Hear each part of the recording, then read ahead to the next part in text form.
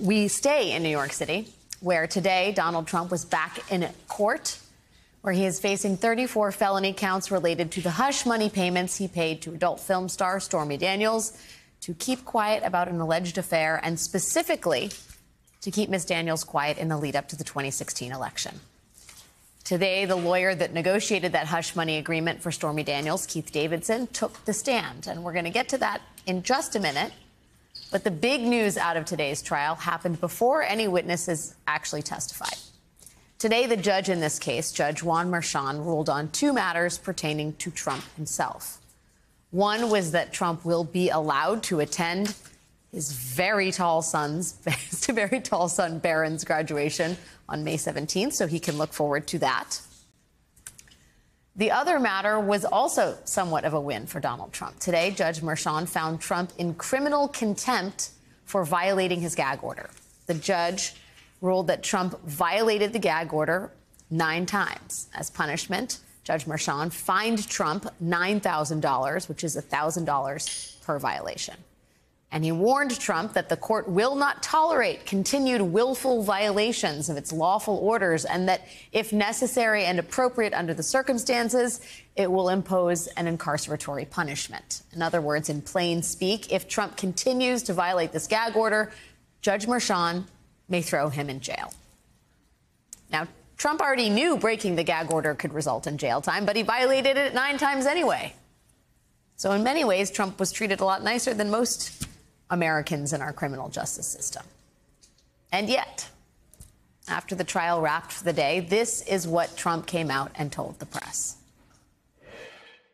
They have me sitting here for a Biden trial. It's a Biden trial. I'm sitting here because that's exactly what they want. They don't want me on the campaign trail. This is a corrupt system we're in, and I think the people are understanding it. That, of course, could not be further from the truth. But what Donald Trump is doing here is projecting. He is describing not the justice system he is actually experiencing, but the justice system if he were in charge of it. And I am not speculating here. This is Trump in an interview with Time magazine published today. Question: would you fire a U.S. attorney who didn't prosecute someone you ordered him to? Trump: it depends on the situation, honestly. Question: so you might? Trump: it would depend on the situation. Yeah. That is from an extensive Time magazine interview that just came out today, and it is chock-a-block with news. Reporter Eric Cortellessa got Trump to actually talk about his plans for a next term if he wins one. And those plans are wow. Like, for example, here's a question from Cortellessa to Trump. You said, "We want to protect police from prosecution." What do you mean by that? Trump: police are being prosecuted all the time, and we want to give them immunity from prosecution if they're doing their job. Now, what Trump is alluding to here is the notion of qualified immunity, which you might remember as a central focus of the Black Lives Matter movement. Qualified immunity is the legal doctrine that allows police officers to avoid personal consequences related to their actions on duty unless those actions violate clearly established law, which is actually a very hard threshold to meet. In practice, that qualified immunity has meant a lot of police officers have killed Black Americans in particular, without consequence. And Donald Trump is all for it, wants more qualified immunity, in fact.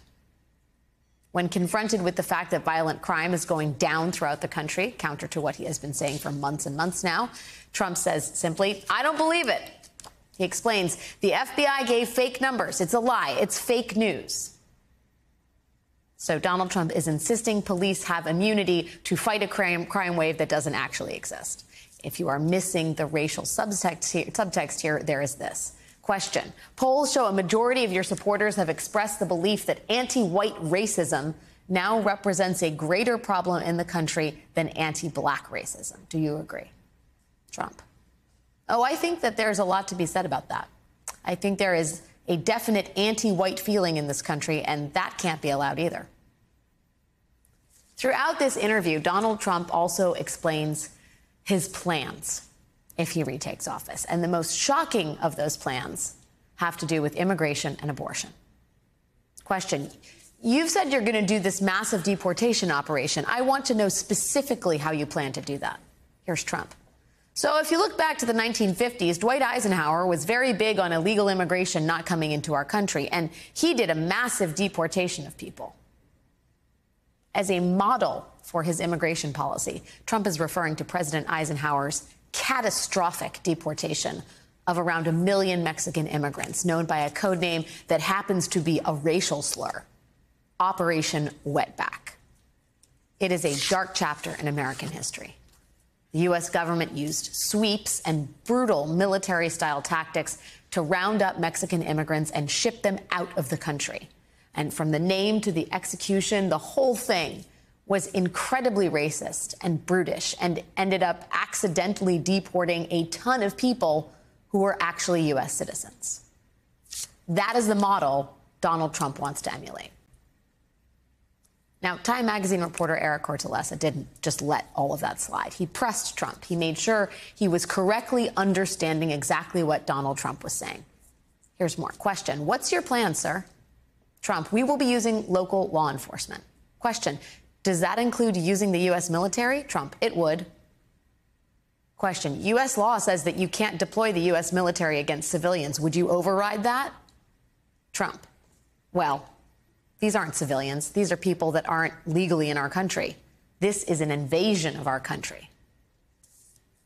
That is how far Donald Trump would be willing to go to enforce his draconian immigration policies. He would use local cops. He would use the American military. He would break the law because he doesn't consider immigrants to be civilians.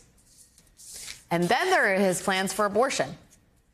Question: your allies in the Republican Study Committee, which makes up about 80% of the GOP caucus, have included the Life at Conception Act in their 2025 budget proposal. The measure would grant full legal rights to embryos. Is that your position as well? Trump: I'm leaving everything up to the states. Question: would you veto that bill? Trump: I don't have to do anything about vetoes because we now have it back in the states.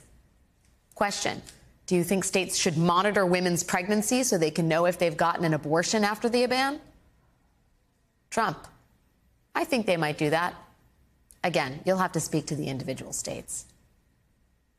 Question: states will decide if they're comfortable or not prosecuting women for getting abortions after the ban, but are you comfortable with it? Trump: it's irrelevant whether I'm comfortable or not. It's totally irrelevant because the states are going to make those decisions. There have been very few times where Donald Trump has been asked in detail about what he actually plans to do if reelected president. So this is a really rare and an essential piece of journalism here. Trump comes across as both uninformed but also remarkably cutthroat, willing to embrace extreme, harsh policies and willing to countenance unimagined cruelty. As much as Trump's answers are often garbled or opaque, they are still the clearest, most detailed outline we have had so far, laying out what happens if Donald Trump becomes president once again.